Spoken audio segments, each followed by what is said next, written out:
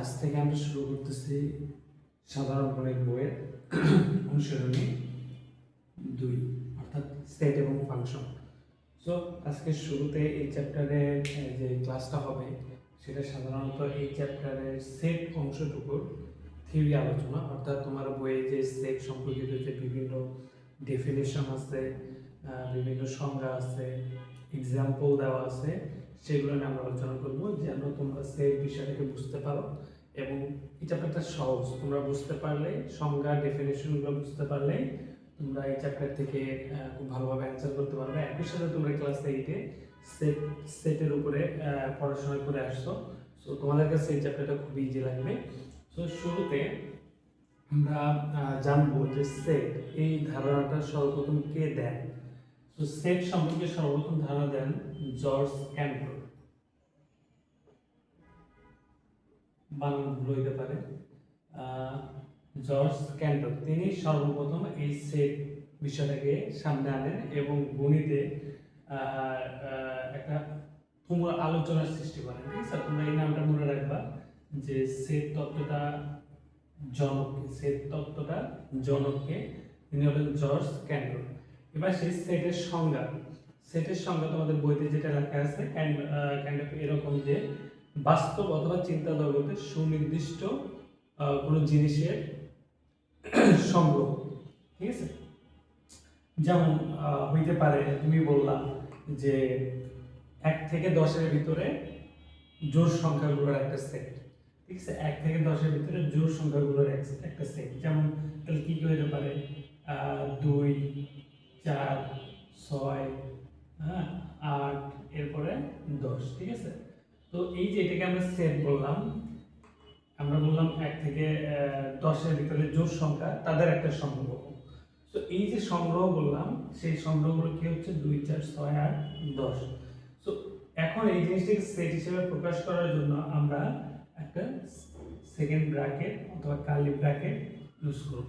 তো এই কার্লি ব্র্যাকেটের ভিতরে আমরা যে এই সংগ্রহগুলোকে রাখছি, কোন সংগ্রহ, যে 1 থেকে 10-এর ভিতরে জোড় সংখ্যা সমূহ যে সংগ্রহ, তাদেরকে আমরা এই সেকেন্ড ব্র্যাকেটের ভিতরে রাখছি এবং এই পুরো জিনিসটাকে আমরা বলছি সেট। তুমি এটার নাম দিতে পারো জোড় সংখ্যা সমূহের সেট। ঠিক আছে, জোড় সংখ্যার সেট, তুমি যে কোনো নাম দিতে পারো, তুমি চাইলে এটাকে বলতে পারো, কোনো সমস্যা নেই। ঠিক আছে, সো তাহলে আমরা বুঝতে পারতেছি যে সেট জিনিসটাকে লিখতে হলে আমাদেরকে সেকেন্ড ব্র্যাকেট ইউজ করতে হয় এবং এর ভিতরে এইভাবে আমরা জিনিসটাকে লিখছি। দেখো, আমি যখন এই জিনিসটা লেখার আগে আমি তোমাকে বলছি যে সেট জিনিসটাকে আমি সর্বপ্রথম কিভাবে বললাম, এই জিনিসটাকে আমি সর্বপ্রথম কিভাবে বললাম, লেটসে আমি এটাকে বলছি ক সেট। ঠিক আছে, ক সেটকে আমি কিভাবে বলছি, 1 থেকে 10 এর ভিতরে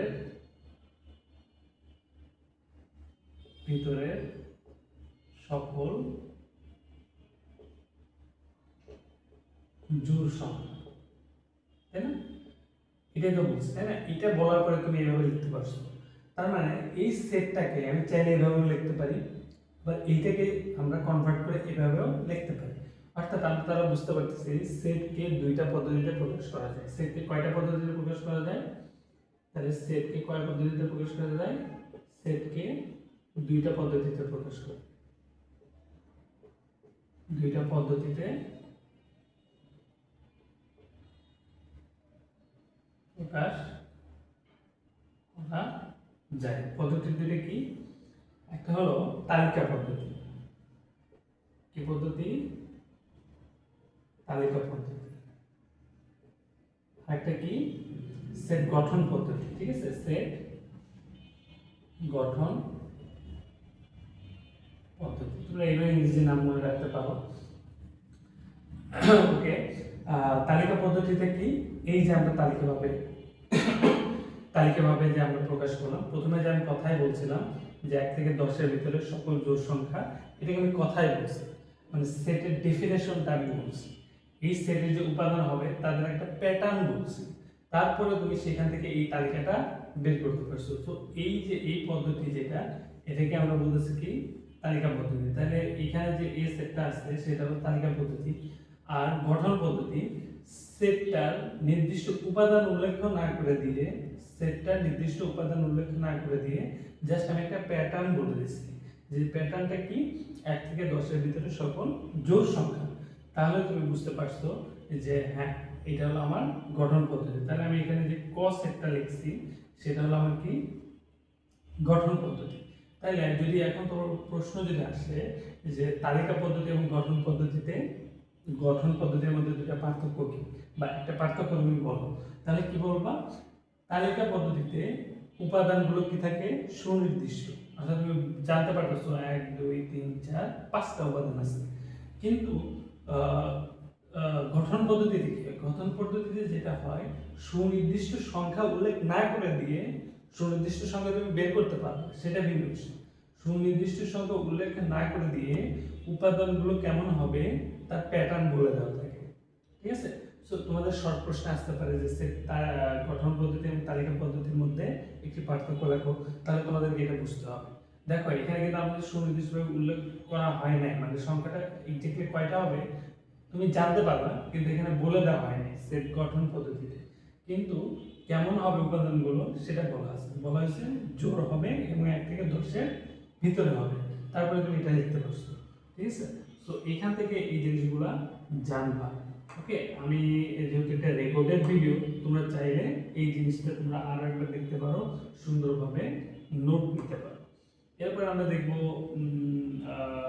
সেটের বিভিন্ন ধরন, মানে সেট। আচ্ছা আরেকটা জিনিস বলি, তাহলে আমরা একটা জিনিস দেখলাম যে সেটকে প্রকাশ করার জন্য আমাদের একটা সেকেন্ড ব্র্যাকেট ইউজ করতে হয়, ঠিক আছে? আর এরপরে সেট তালিকা পদ্ধতিতে প্রকাশ করার জন্য এক ধরনের নিয়ম আছে, ওইটা আমরা আলোচনা করব। শুধু আমি দেখি তোমাদের বইতে এরপরে কোন টপিকটা আছে সেটের উপরে, সেটা নিয়ে আমরা আলোচনা করব।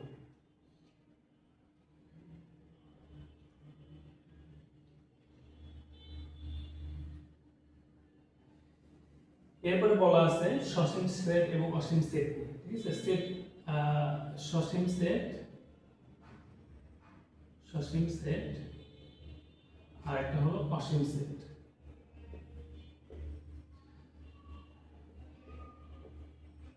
তো নাম শুনে তুমি বুঝতে পারছো সসীম মানে কি, যার একটা সীমা আছে, যার একটা কি আছে, যার একটা সীমা আছে, ঠিক আছে? আর অসীম মানে যার কোনো সীমা নেই, যার কোনো কি নাই,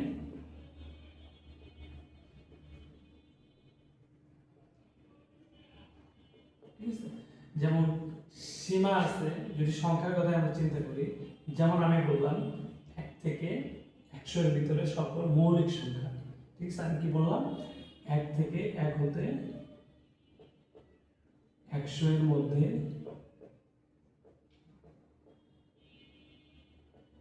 সকল মৌলিক সংখ্যা, ঠিক আছে? তাহলে তুমি বুঝতে পারতেছো যে মৌলিক সংখ্যাটা এখানে এই সেটের যে উপাদানগুলো হবে, এই সেটের যে উপাদানগুলো হবে সেটা কোনোভাবেই 100কে কি করতে পারবে না, অতিক্রম করতে পারবে না, 1 থেকে 100 এর ভিতরে হবে। তাহলে এই সেটের যে উপাদানগুলো হবে সেগুলো কি আছে, একটা সীমা আছে, সেই সীমাটা কি 1 থেকে 100 এর ভিতরে, ঠিক আছে? তো এইটাকে আমরা বলতে পারি কি সসীম সেট। তাহলে মৌলিক সংখ্যাগুলো কি কি হতে পারে, যেমন 2 হতে পারে, 3 হতে পারে, 5 হতে পারে, 7 হতে পারে, 11 হতে পারে, 13 হতে পারে, এইভাবে চলবে এবং 100 এর ভিতরে হবে, ঠিক আছে? সো আমি এখানে ডট ডট দিচ্ছি, এর অর্থ এই নয় যে এইভাবে সারা জীবন চলতেই থাকবে, কিন্তু 100 এর ভিতরে হবে। ওকে, এরপরে যদি বলা হয় অসীম সেট, কি বলা হয়েছে, অসীম সেট। তো এখন যদি তোমাকে বলা হয় যে স্বাভাবিক সংখ্যার সেট, তোমাকে কি বলা হলো, সকল স্বাভাবিক সংখ্যার সেট, সকল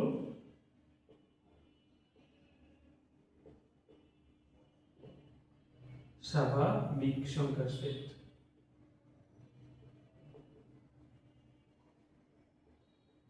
সকল স্বাভাবিক সংখ্যার সেট। স্বাভাবিক সংখ্যা কোনগুলো, স্বাভাবিক সংখ্যা হলো যেগুলো আমরা ধনাত্মক হিসেবে আমরা চিন্তা করি, ঠিক আছে? যেমন হতে পারে 1 2 3 dot dot dot dot dot dot 100, তারপরে dot dot dot dot dot dot dot dot 1 কোটি, ঠিক আছে? এরকম অনেক সংখ্যা হতে পারে, তুমি এটা গুণে শেষ করতে পারো।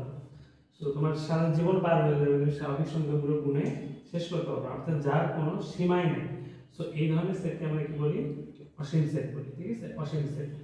যদি ধরা হতো যে তোমাকে যদি কোশ্চেনে বলা হয় যে স্বাভাবিক সংখ্যার সেট কি অসীম সেট, এটা প্রমাণ করো, তাহলে তুমি কিভাবে এটা প্রমাণ করবে? তুমি ধরে নিবা যে স্বাভাবিক সংখ্যার স্বাভাবিক সংখ্যার শেষ মান বা শেষ সংখ্যাটা হলো কি, শেষ সংখ্যাটা হলো শেষ সংখ্যাটি হলো কে। তাহলে কে এর পরের সংখ্যা হয় কি? যদি কে এর পরের সংখ্যা হয় তাহলে কে এর পরবর্তী সংখ্যা, কে এর পরবর্তী সংখ্যা, কোনো কিছুর পরবর্তী সংখ্যা বের করার জন্য আমরা কি করি? যদি বলি 2 এর পরবর্তী সংখ্যা কি, তাহলে তুমি কি করো? 2 এর সাথে 1 যোগ করো। তাহলে কে এর পরবর্তী সংখ্যা কি হবে? কি হবে? K plus 1। ঠিক আছে, এবং এই যে কে প্লাস 1 এটা কিন্তু একটা স্বাভাবিক সংখ্যা। ঠিক আছে, তাহলে আমি কে, এই যে কে কে আমি স্বাভাবিক সংখ্যার সর্বশেষ উপাদান চিন্তা করছিলাম, অ্যাকচুয়ালি কে এর পরবর্তী সংখ্যাটা আরেকটা স্বাভাবিক সংখ্যায় হচ্ছে, তার মানে কে টা আমার কি সর্বশেষ স্বাভাবিক সংখ্যার সর্বশেষ উপাদান হচ্ছে না। তো একইভাবে কে প্লাস 1 এর যদি আমি আরেকটা পরের সংখ্যা চিন্তা করি, সেটা হবে কি কে প্লাস 2।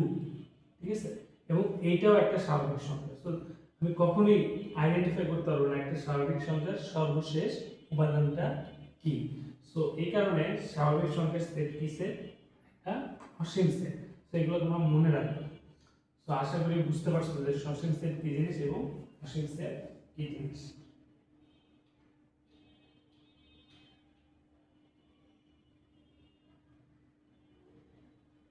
এরপর আসে ফাঁকা সেট নিয়ে আলোচনা আছে তোমার বইতে। ফাঁকা সেটটা কি? যে সেটে কোনো উপাদান নেই। ঠিক আছে, যে সেটে কি নেই, কোনো উপাদান নেই। যেমন যদি বলা হয় তোমার ক্লাসে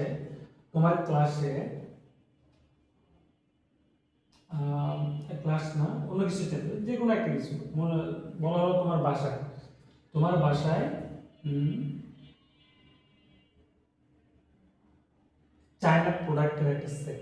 ঠিক আছে, তোমার বাসায় চায়না প্রোডাক্টের একটা সেট বলা হলো, এরকম কোনো কিছু বলা হলো, এবং তুমি বাসায় খুঁজে দেখলা তোমার বাসায় মেড ইন চায়না নামে কোনো প্রোডাক্ট নাই, এটা কাল্পনিক বিষয়।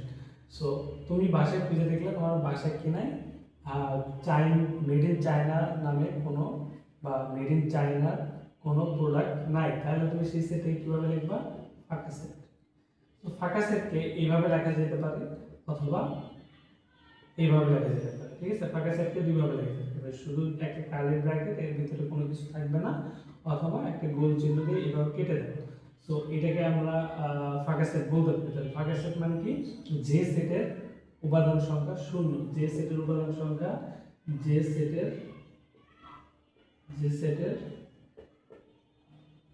উপাদান সংখ্যা শূন্য, সেটাই কি সেট? ফাঁকা সেট। তো ফাঁকা সেটকে কিভাবে প্রকাশ করা হয়? কার্লি ব্র্যাকেট অথবা এইভাবে। ঠিক আছে, সেটা মনে রাখবে। এরপরে তোমার বইতে আলোচনা করা আছে উপসেট। উপসেট মানে কি? উপসেট মানে হলো কোনো একটা সেট থেকে আমি আরো কত ধরনের কোনো একটা সেটের উপাদান থেকে কোনো একটা সেটের উপাদান সমূহ ইউজ করে, ওই সেটের উপাদানগুলো ইউজ করে আমি আরো কত ধরনের সেট তৈরি করতে পারি। যেমন তোমাকে বলা হলো 1 2 3 4, এই সেট থেকে এই সেটের উপাদান যে কোনো সংখ্যক বার নিয়ে যে কোনো সংখ্যক বার বলতে অ্যাকচুয়ালি আমি বোঝাচ্ছি কোনো উপাদানকে তুমি রিপিট করতে পারবে না। লাইক তুমি একটা 1 নিলা এবং 1 নিয়ে বারবার 1 1 1 এভাবে লিখতে পারবে না। সেটে সাধারণত একটা উপাদান একবারে থাকে, অর্থাৎ ইউনিক। একটা উপাদান ডাবল বা রিপিট হইতে পারবে না। তো আমি এখানে যেটা বোঝাতে চাচ্ছি, এই সেটের এক বা একাধিক বা সবগুলো উপাদান নিয়ে যে সেটগুলো গঠন করা যায় অথবা না নিয়ে যে সেটগুলো গঠন করা যায় সেগুলোকে আমরা কি বলবো? এই সেটের উপসেট বলবো। তাহলে কি বললাম? এক, একাধিক অথবা সবগুলো অথবা কোনোটি না নিয়ে যে সেট গঠন করা যায় সেই সেটগুলোকে আমরা এই সেটের উপসেট বলবো। যেমন আমি যদি বলি আমি 1 আর 2 নিয়ে একটা সেট বানাবো, তাহলে 1 লিখবো আর কি নিব 2 নিব। এরপরে বললাম 1 আর 4 নিই, এরপরে বললাম 2 আর 3 নিই, এরপরে বললাম 3 আর 4 নিই, ঠিক আছে, অথবা সবগুলো নিই 1 2 3 4, অথবা কোনোটাই না নিই, কোনোটাই না নিই। সো এই সবগুলো সেটকে আমি কি বলতে পারি, এই সেটের উপসেট, ঠিক আছে। সো একটা সেটে কতগুলো উপসেট তৈরি করা সম্ভব সেটাকে আমরা পাওয়ার সেট হিসেবে আমরা প্রকাশ করি, ঠিক আছে। একটা সেটে কতগুলো উপসেট তৈরি করা সম্ভব সেটাকে সেই সেটে আমরা পাওয়ার সেট হিসেবে চিন্তা করি, এটা আমরা পরে আলোচনা করব। তো উপসেট মানে কি বুঝলাম, উপসেট মানে হলো কোন সেটের যে উপাদানগুলো আছে তার কোনোটি না নিয়ে অথবা একটি অথবা একাধিক অথবা সবগুলো নিয়ে যে সেট গঠন করা হয় সেই সেটকে এই সেটের আমরা উপসেট বলবো। বুঝা গেছে? আর আরেকটা জিনিস আমরা এখানে জানলাম যে একটা সেটে একই উপাদান বারবার থাকবে না। যেমন আমি যদি এমন সেট লিখি 1 2 3 আবার 1 লিখলাম, তাহলে কিন্তু এটা সেট হবে না, ঠিক আছে। কেন হবে না? কারণ আমরা সেটে একটা উপাদান একবারে রাখবো, ঠিক আছে।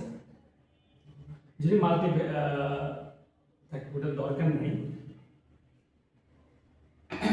এরপরে তোমাদের বইতে যে টপিক নিয়ে আলোচনা আছে সেটা হলো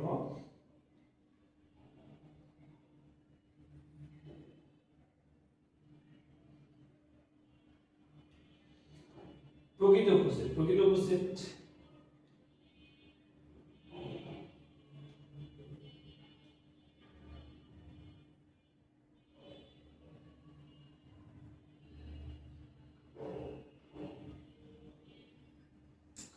এরপরে তোমাদের বইতে যেটা আলোচনা আছে সেটা হলো প্রকৃত উপসেট। প্রকৃত উপসেট হওয়ার জন্য কি হবে, কিছুক্ষণ আগে আমরা যে উপসেটগুলো তৈরি করছিলাম, প্রকৃত উপসেটের উপাদান সংখ্যা প্রধান সেট, মানে যদি বলি আমি প্যারেন্ট সেট, যদি আমি বলি প্যারেন্ট সেট, লেটস সে এটাকে আমি বললাম 1 2 3 4।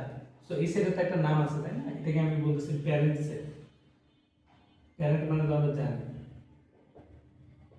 এটাকে আমি বললাম প্যারেন্ট সেট, ঠিক আছে। এরপরে উপসেট যেগুলো হবে সেই তার একটা উপসেট যদি আমি চিন্তা করি, এর একটা উপসেট যদি আমি চিন্তা করি, সেই উপসেটটা কি হবে, লেটস সে 2 এবং 3 এবং 4। তো এই সেটের প্রকৃত উপসেট কিনা সেটা কিভাবে বলবো, প্রকৃত উপসেট কিনা, প্রকৃত উপসেট, প্রকৃত উপসেট কি না এটা কিভাবে বলবো, প্রকৃত উপসেট কি না। তো এই সেটের উপাদান সংখ্যা যদি এই সেটের উপাদান সংখ্যা চেয়ে কি হয়, কম হয়, তাহলে সেটাকে আমরা কি বলবো, প্রকৃত উপসেট। অর্থাৎ প্যারেন্ট সেটের উপাদান সংখ্যা,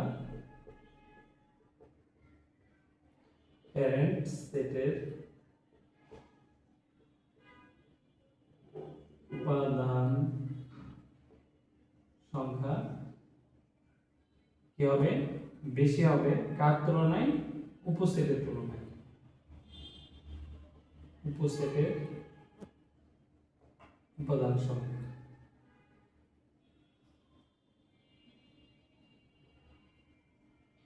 তাহলে আমরা সেটাকে কি বলবো, প্রকৃত উপসেট, ঠিক আছে। তাহলে আমরা 2 3 4 কি বলতে পারি, এই সেটের প্রকৃত উপসেট।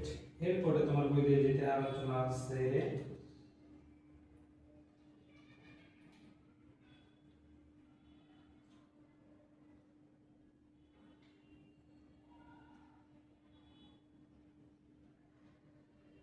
এরপরে যেটা আলোচনা আছে সেটা হলো সেটের সমতা। যদি কখনো এমন হয় যে দুইটা সেট একদম সেম, তার উপাদান সংখ্যাও সেম, ঠিক আছে, তাহলে সেটাকে আমরা কি বলবো, সমান সেট, ঠিক আছে। লেটস সে এ আর বি দুইটা সেট, এই দুইটা সেটকে আমি সমান সেট বলতে পারবো যদি এমন হয় যে এ সেটের যে উপাদান আর বি সেটের যে উপাদান তারা কি হবে, হুবহু এবং সমান।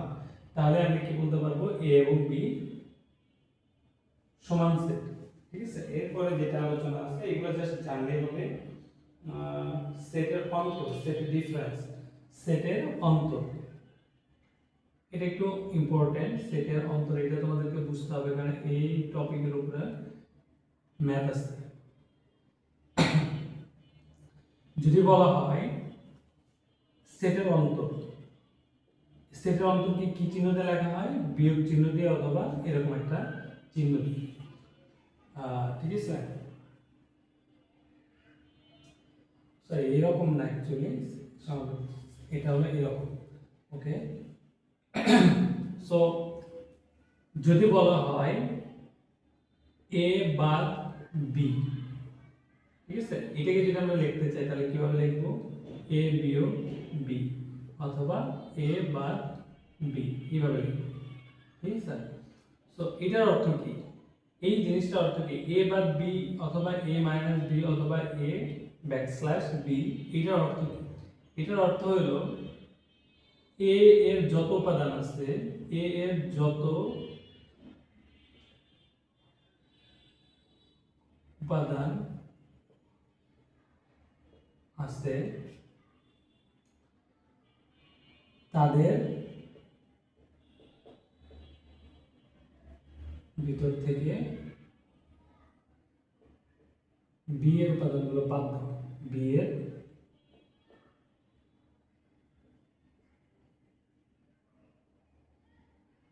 উপাদানগুলো বাদ দেওয়া। যেমন আমি যদি বলি এতে আছে 1 2 3 5 9, ঠিক আছে, সো আর বিতে আছে মনে করো 2 3 6 7 8, ঠিক আছে, সো এ বাদ বি বলা হয়েছে। কি বলা হলো? এ বাদ বি। এর অর্থ হলো এ থেকে আমি কি করব? বি কে বাদ দিব। সো আমি কি বলবো? এ থেকে বি বাদ দেওয়ার অর্থ হলো এ এর যত উপাদান আছে, এ এর যত উপাদান আছে তাদের ভিতর থেকে বি এর উপাদানগুলো বাদ। তাহলে আমাকে কি চেক করতে হবে? আমি দেখব একটি বি এর ভিতরে আছে, যদি থাকে তাহলে বাদ দিব। একটি এই সেটের ভিতরে আছে? নাই, সো এটাকে আমি নিতে পারবো। দুই কি এই সেটের ভিতরে আছে? এই যে আছে, তাহলে এটাকে নিতে পারবো, কারণ এ এর যত উপাদান আছে তাদের ভিতর থেকে বি এর উপাদানটা বাদ। যেহেতু 2 এর সাথে 2 এর একটা ম্যাচ আছে, তাহলে এটাকে আমি নিব না। এরপরে দেখো 3 কে এর ভিতরে আছে? হ্যাঁ আছে, তাহলে আমি 3 কেও বাদ দিব, নিব না। 5 কে এর ভিতরে আছে? নাই, তাহলে আমি কি করব? 5 কে নিব। এরপরে 9 কে এর ভিতরে আছে? না, তাহলে আমি নিব না।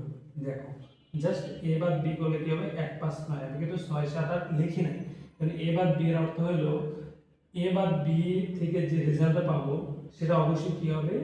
এ সেটের একটা উপসেট হবে, ঠিক আছে, এ সেটের একটা কি হবে? উপসেট হবে। সো এটা অবশ্যই খেয়াল রাখবা। তো এরপরে যেটা আলোচনা করা আছে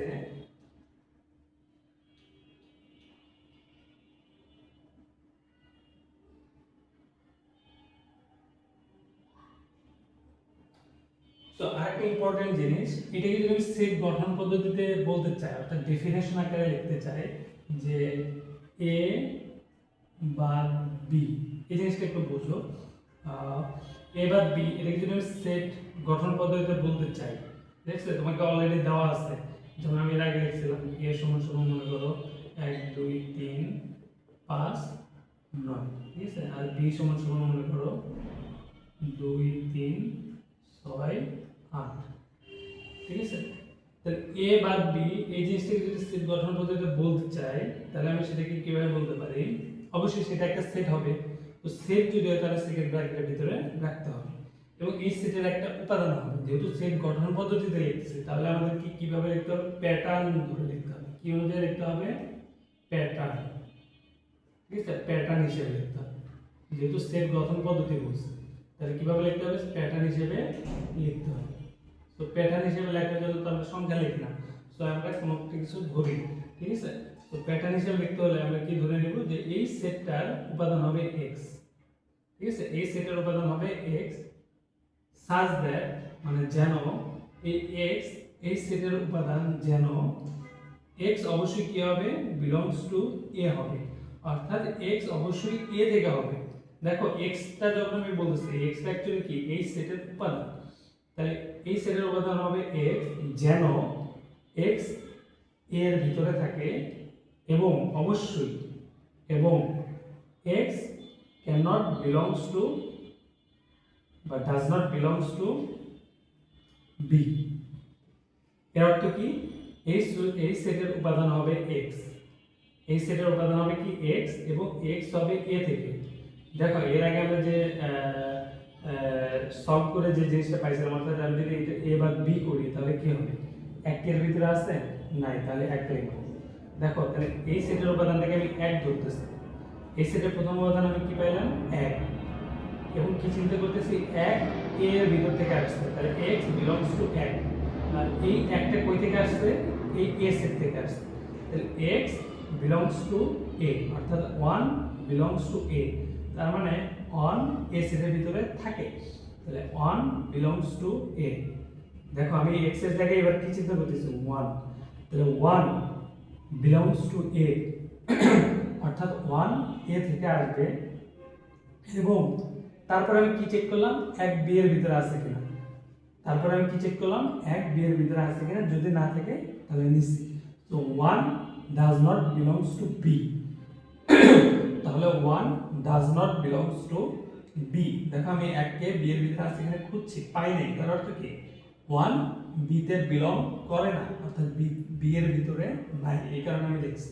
অর্থাৎ এই সেটের যে উপাদান x হবে সেটা এই কন্ডিশন এবং এই কন্ডিশন দুইটাকেই স্যাটিসফাই করতে হবে। তো যখন এবং থাকবে তখন দেখবে এবং এর আগে এবং এর পরে, এবং এর আগে এবং এর পরে এই দুইটা কন্ডিশনকে স্যাটিসফাই করতে হবে, বুঝা গেছে? এরপরে আমি যখন x ধরলাম 2, so x belongs to a, অবশ্যই 2 থেকে আসছে, তাহলে এবার এবং এর পরের অংশটা আমাকে চেক করতে হবে, সো 2 কি থাকা যাবে না, x does not belongs to b, এর অর্থ হলো x b তে থাকতে পারবে না, সো 2 তো আবার b তে আছে, তাহলে এই কন্ডিশনটা কি করলো না, স্যাটিসফাই করলো না, তাহলে আমরা কি করতে পারবো না, এখানে আমি 2 লিখতে পারবো না।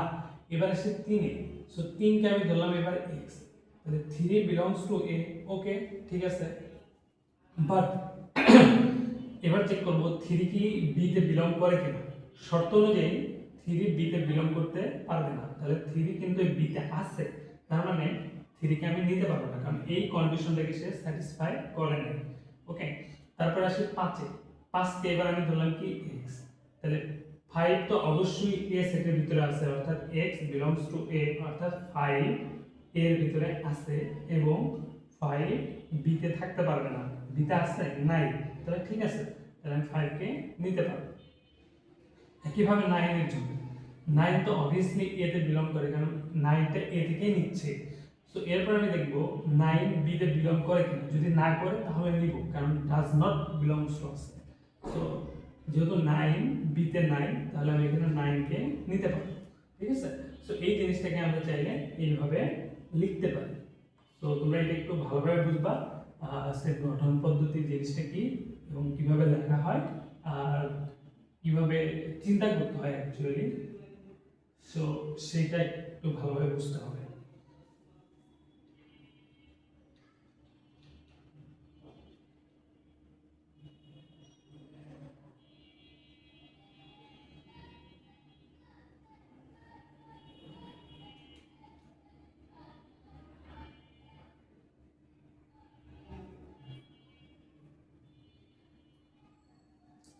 দেখো এরপর তোমাদের বইতে যে টপিক নিয়ে আলোচনা করা হচ্ছে সেটা হলো সার্বিক সেট, সার্বিক সেট, ঠিক আছে? কিছুক্ষণ আগে আমরা একটা সেট চিন্তা করছিলাম, মনে পড়ে কিনা তোমাদের? আমি বলছিলাম প্যারেন্ট সেট, যেমন মনে করো 1 2 3 4, ঠিক আছে? লেটস সে এটাকে আমি বললাম ইউ, এই সেটটাকে আমি কি বললাম ইউ। সো এখান থেকে যে সেট, লেটস সে আরো কিছু সেট আছে, মনে করো 1 2 নিয়ে একটা সেট, এরপরে আরো একটা সেট আছে 2 3 4 নিয়ে একটা সেট। তো এই যে সেটগুলো, এই সেটগুলোর সকল উপাদান ইউতে আছে। কোন সেটে আছে? এই সেটের যে উপাদান সেটা ইউতে আছে, লেটস সে এটা এ সেট, এটা বি সেট, ঠিক আছে? আবার বি সেটের যে উপাদানগুলো সেগুলো আবার ইউতে আছে, তাহলে আমরা বলতে পারি ইউটা অ্যাকচুয়ালি এ এবং বি এর জন্য একটা সার্বিক সেট। তাহলে কি বলতে পারি, ইউ এ এবং বি এর জন্য একটা কি সেট, সার্বিক সেট। তাহলে কোন সেটের উপাদান যদি অন্য কোন সেটে থাকে, তাহলে সেই সেটকে তাদের আমরা কি বলতে পারি, সার্বিক সেট বলতে পারি। এরপরে যে সেট নিয়ে আলোচনা করা হচ্ছে সেটা হলো পূরক সেট।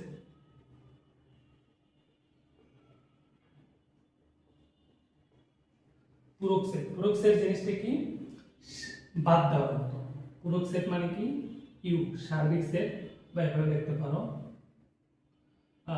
কোন সেটের পূরক সেট, লেটস সে এ সেটের পূরক সেট।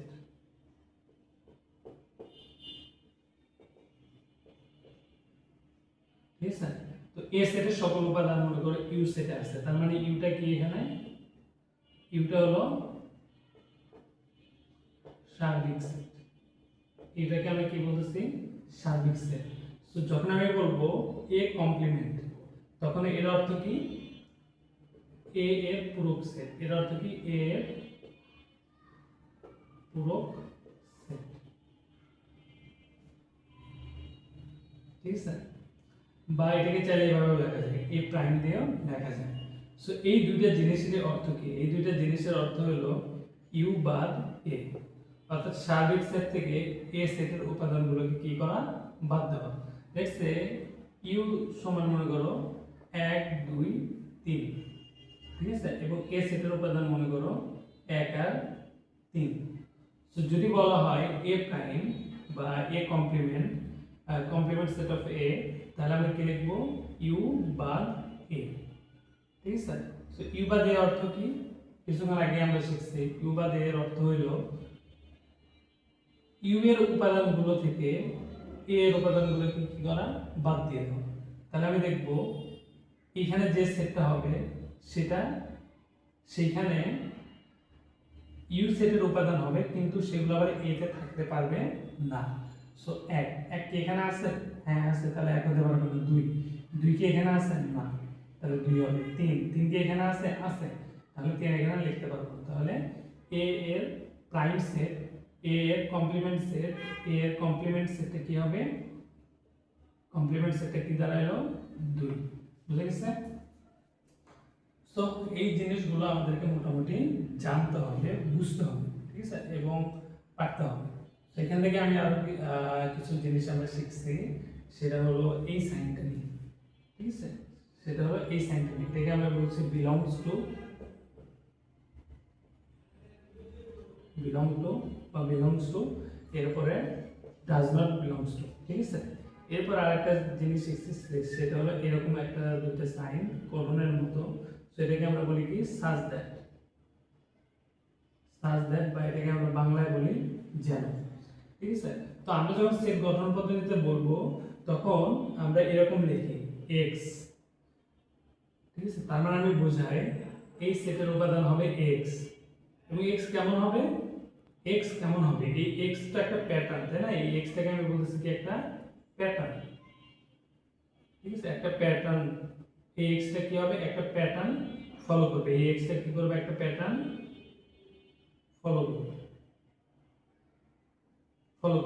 সেই প্যাটার্নটা কেমন হবে, সেই প্যাটার্নটা হবে যেন, let's say x greater than 3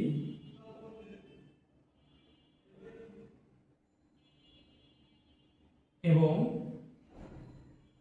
x less than 10, এবং বলা হলো এই x কি হবে, স্বাভাবিক সংখ্যা হবে। ঠিক আছে,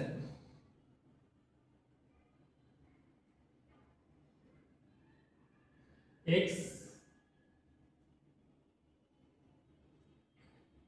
এবং x belongs to natural number.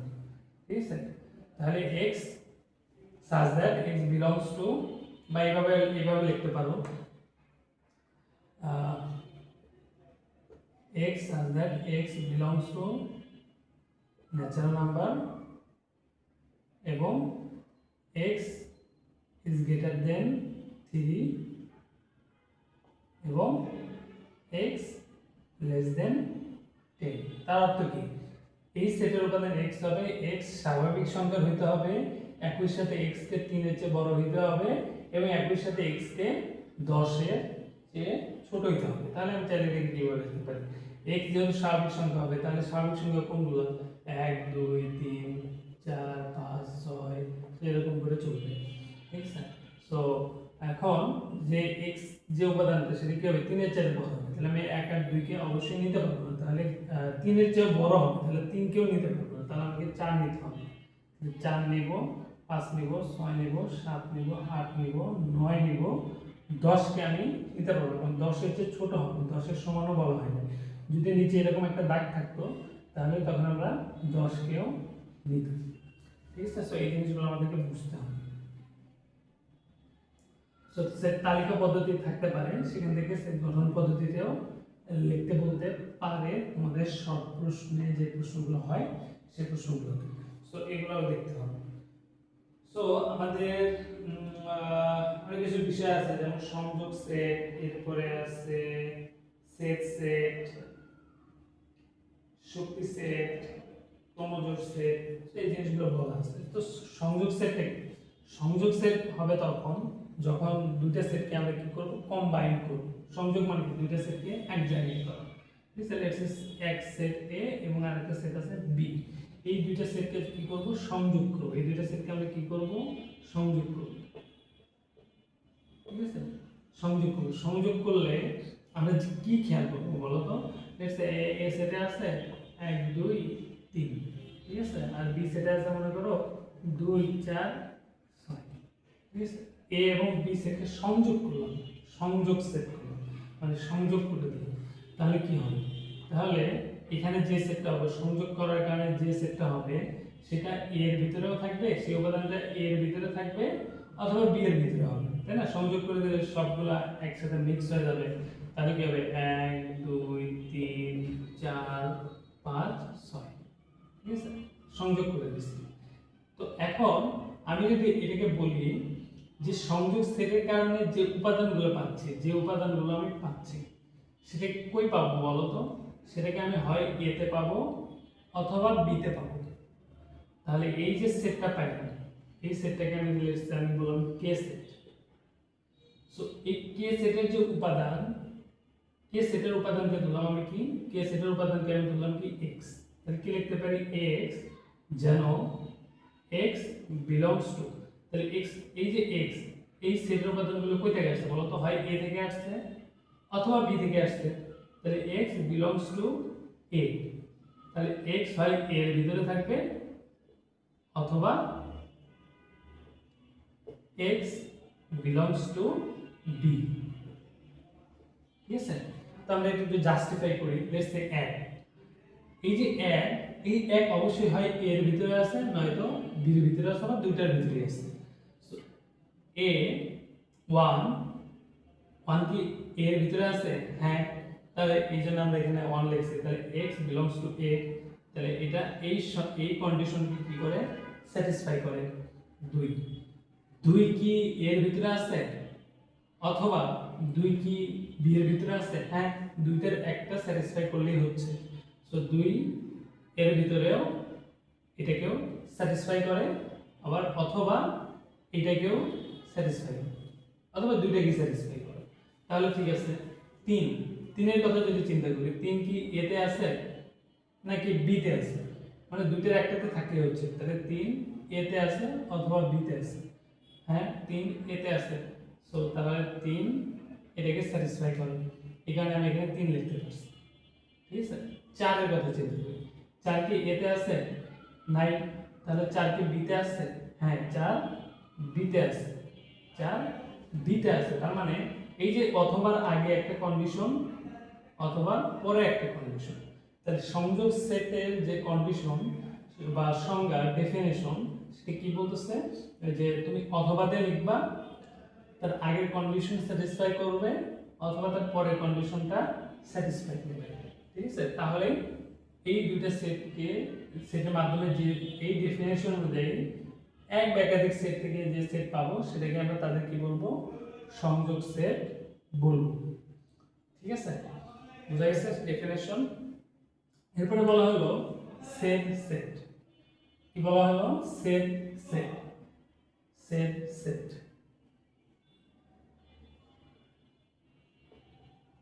Set set এর অর্থ কি, কমন না, ঠিক আছে, এর অর্থ কি, কমন উপাদান, কমন উপাদান। কাদের কমন উপাদান?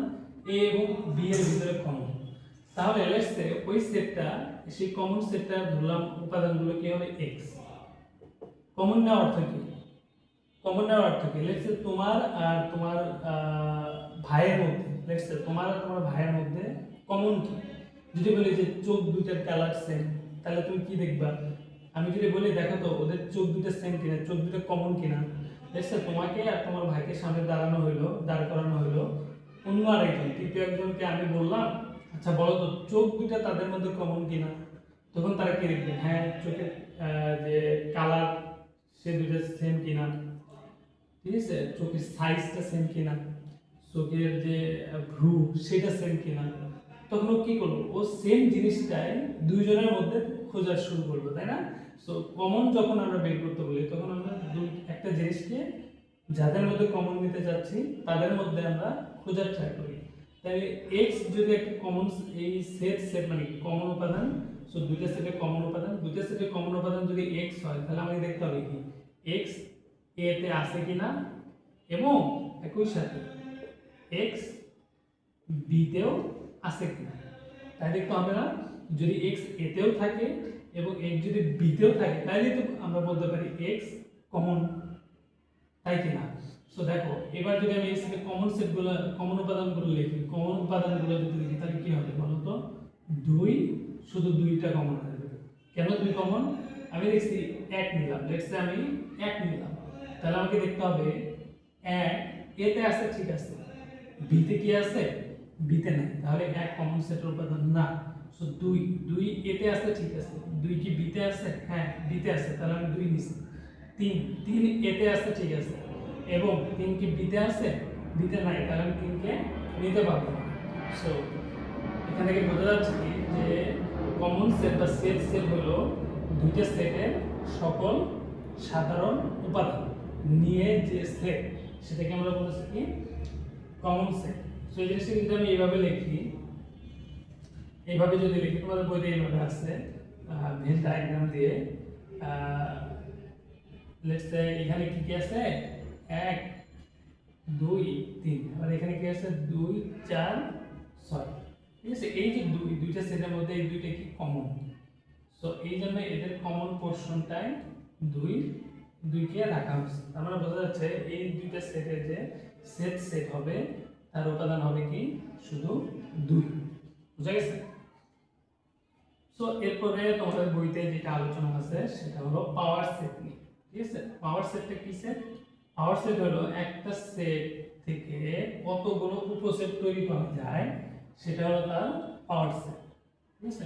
সেটা কি তার পাওয়ার সেট। লেটস সে একটা সেট এ, তার উপাদান সংখ্যা 2 4 6, ঠিক আছে।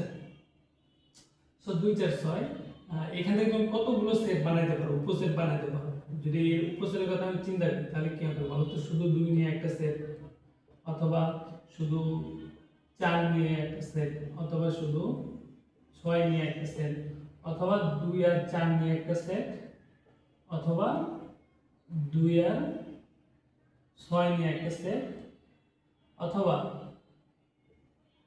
4 আর 6 নিয়ে একটা সেট, অথবা 3টা নিয়ে একটা সেট, 2 4 6 নিয়ে একটা সেট, অথবা কোনো কিছু না নিয়ে একটা সেট, কোনোটাই নিতে হবে না। তো যেহেতু এই যে আমরা সেট বের করতেছি, এইটাও একটা সেট, ঠিক আছে। ঠিক আছে, তাহলে কয়টা উপাদান পাচ্ছি? একটা, দুইটা, তিনটা, চারটা, পাঁচটা, ছয়টা, সাতটা, আটটা। তো তিনটার কারণে তিনটা উপাদান থেকে, তিনটা উপাদানের জন্য, তিনটা উপাদান থেকে 8টা উপসেট তৈরি করা সম্ভব। উপসেট তৈরি করা সম্ভব, তাই না? তাহলে এই জিনিসটাকে এভাবে রাখবে, দেখবা সবগুলো দেখবা 2 টু দি পাওয়ার 3, অর্থাৎ উপাদান সংখ্যা 2 টু দি পাওয়ার 3 করলে কি হয়? 8 হয়, ঠিক আছে। সো এখানে এই 3টা কি উপাদান সংখ্যা, এটা কি উপাদান সংখ্যা, সেটের উপাদান সংখ্যা। তাহলে 2 এর উপরে উপাদান সংখ্যা 2 এর পাওয়ার যদি উপাদান সংখ্যা করা হয় তাহলে সেটা যেটা পাই সেটা কি আমার শক্তি সেট। ঠিক আছে, বুঝা গেছে? মানে শক্তি সেটের উপাদান সংখ্যা হচ্ছে।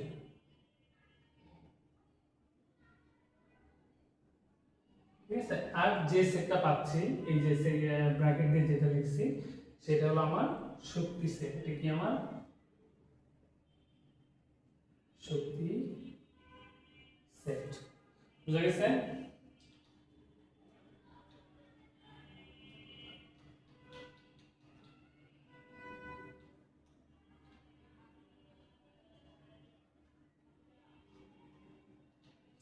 এরপরে আরেকটা টপিক আছে সেটা হলো কার্তেশীয় গুণজ।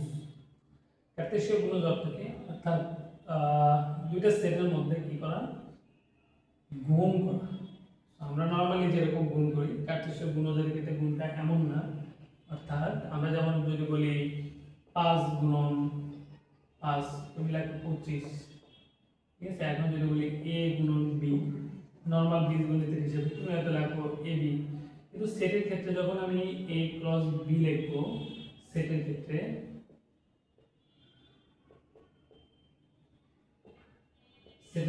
a গুণন b এটা অ্যাকচুয়ালি কি নির্দেশ করে? কার্তেশীয় গুণজ।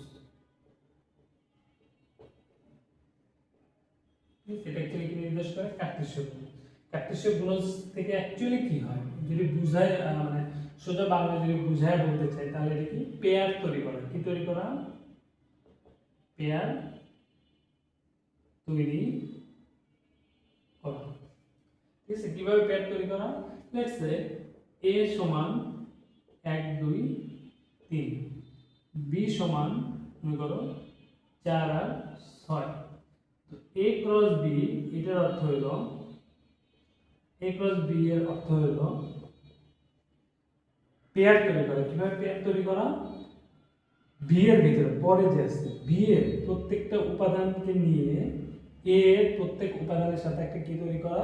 পেয়ার তৈরি করা। আবার বলি b এর সকল প্রত্যেকটি উপাদানকে নিয়ে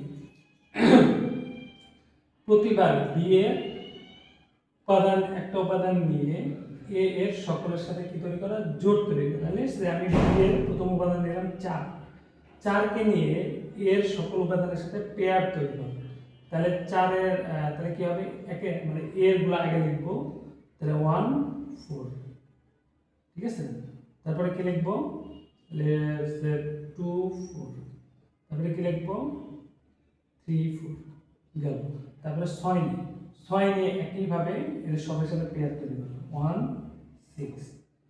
6 2 6 একইভাবে 3 6। ঠিক আছে, বা এইভাবে বলতে পারো 1 এর a সেটের প্রত্যেক উপাদানকে নিয়ে b সেটের সবার সাথে কি তৈরি করা? পেয়ার তৈরি করা। যদি এইভাবে চিন্তা করতাম তাহলে 1 এর সাথে 4 হতো একবার, এই দেখো 1 4 লিখছি। 1 এর সাথে 6 হতো একবার, দেখো এই যে দেখো 1 এর সাথে 6 লিখছি। এই যে 1 এর সাথে 6 লিখছি।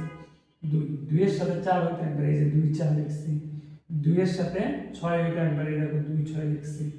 3 দিয়ে আবার এদের সাথে পেয়ার তৈরি করা। তাহলে 3 এর সাথে 4 হতো একবার, এই দেখো 3 4 লিখছি। 3 দিয়ে 6 এর সাথে এই দেখো 3 দিয়ে 6 লিখছি। তো কার্তেশীয় গুণজটা অ্যাকচুয়ালি কি? পেয়ার তৈরি করা। দুইটা সেটের মধ্যে উপাদানগুলোর মধ্যে কি তৈরি করা? পেয়ার তৈরি করা বা জোড়া তৈরি করা। তো এই জিনিসগুলো তোমাকে বুঝতে হবে। তো আজকে আমাদের যে ক্লাসটা ছিল সেটা মূলত এই চ্যাপ্টারের সেট সম্পর্কিত বেসিক ক্লাস একদম। ঠিক আছে, এগুলো তোমরা অলরেডি পারো, অলরেডি জানো। তো এই সম্পর্কে আমি খুব বিস্তারিত আলোচনা করি নাই, জাস্ট তোমাদেরকে আগে যেগুলো পড়ছো সেগুলো তোমাদেরকে আমি রিকল করে দিচ্ছি, একবার রিফ্রেশ নলেজ দিলাম আর কি। তো এই জিনিসগুলো তোমরা দেখবা। এরপরে ইনশাআল্লাহ এই চ্যাপ্টারটার উপরে আমরা টাইম ধরে ধরে এবং বোর্ডে আসার মতো যে ম্যাথগুলো আছে সেগুলো প্র্যাকটিস করবো। আমরা পুরো চ্যাপ্টারের সবগুলো অঙ্ক ধরে ধরে সলভ করবো, যেহেতু আমাদের পরীক্ষা খুবই নিকটে। আমরা বোর্ড পরীক্ষা আসার উপযোগী এবং কমন উপযোগী অথবা যে ম্যাথটা করলে তুমি বাকি আরও 4-5টা ম্যাথ করতে পারবা এরকম সিলেক্টিভ কিছু ম্যাথ আমরা করব।